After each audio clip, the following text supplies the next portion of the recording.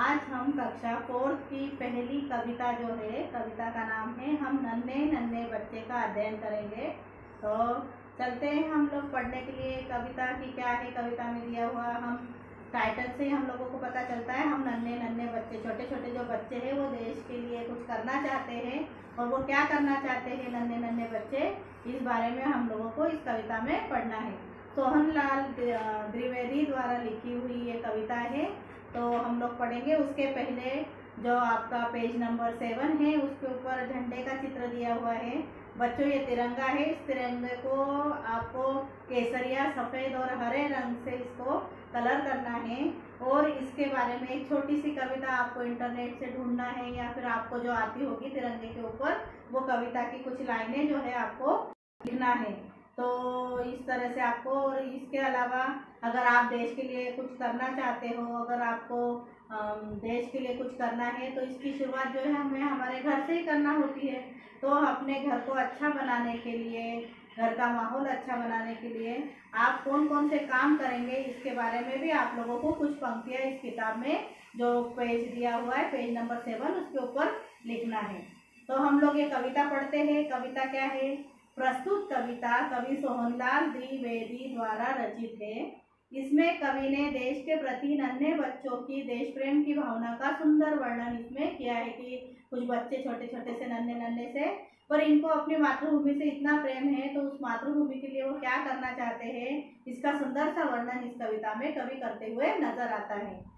देखो कविता शुरू करते हैं। हम नन्हे नन्हे बच्चे हैं, नादान उम्र के कच्चे हैं, पर अपनी धुन के सच्चे हैं।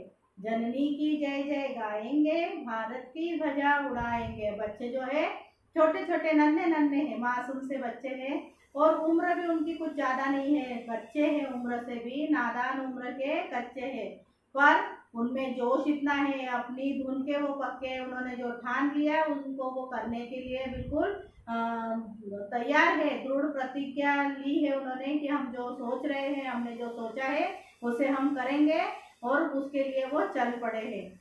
अब वो कह रहे हैं कि जननी की जय जय बोलेंगे। जननी कौन? तो ये हमारी भारत भूमि जो है, ये भारत देश की भूमि, उसकी हम जय जयकार करेंगे, ऐसा वो बच्चे कह रहे हैं।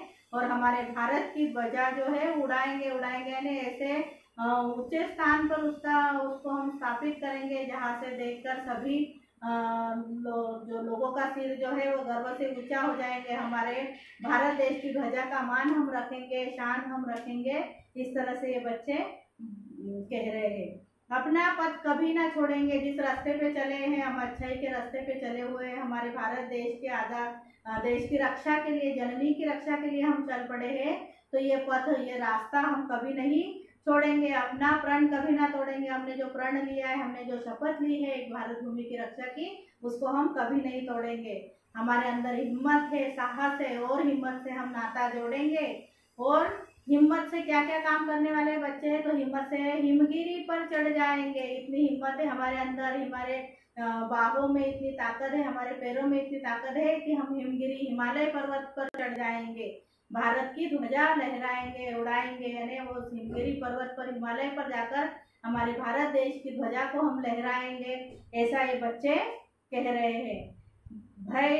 हम भय से कभी न डोलेंगे। अगर हमारे रास्ते में मुश्किलें भी आती है इस कार्य को करने में, हमें चाहे कितनी भी कठिनाइयाँ क्यों ना आए, हमारे रास्ते में पत्थर क्यों ना आए, पर हम इससे कभी नहीं डरेंगे।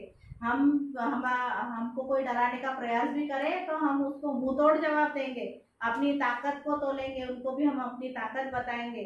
जननी की जय जय बोलेंगे, पूरे समय हमारे भारत देश की जय जयकार करते हुए हम आगे बढ़ते जाएंगे। और इतना ही नहीं, बच्चे और क्या कह रहे हैं, अपना सिर भेंट चढ़ाएंगे। अगर मान लो हमारी इस मातृभूमि की रक्षा करते हुए अगर हमको हमारे सिर का बलिदान देना पड़े, हमको हमारा बलिदान देना पड़े तो भी हम हंसते हंसते हमारा सिर जो है जननी के चरणों में रख देंगे, भारत की ध्वजा उड़ाएंगे, भारत की शान जो है वो कभी कम नहीं होने देंगे, और भारत की ध्वजा को हमेशा लहराते हुए उसका स्थान जो है हमेशा ऊंचा रखेंगे, उसके सम्मान की रक्षा हम करेंगे। इस तरह का जज्बा जो है ये नन्हे नन्हे बालकों के अंदर है। ऐसा सुंदर चित्रण जो है इस कविता में सोहनलाल द्विवेदी द्वारा किया गया है। तो बच्चों, आप लोगों को ये कविता कैसी लगी? क्या आपके अंदर भी ऐसा भारत देश के लिए जोश है? आप भी अपनी भारत भूमि की रक्षा के लिए इस तरह से जोश से कार्य करेंगे, रास्ता चुनेंगे और उस रास्ते पर चलेंगे? तो ये कविता आपको कैसी लगी? जब हम क्लास लगेगी तो उस समय उसके बारे में हम लोग चर्चा करेंगे। आपको घर पर इस कविता को अच्छे से पढ़ना है और इसका सुस्वर वाचन जब कक्षाएं लगेगी तो आपको करके बताना है। तब तक के लिए आप आपके घर में रहिए, सुरक्षित रहिए। Thank you.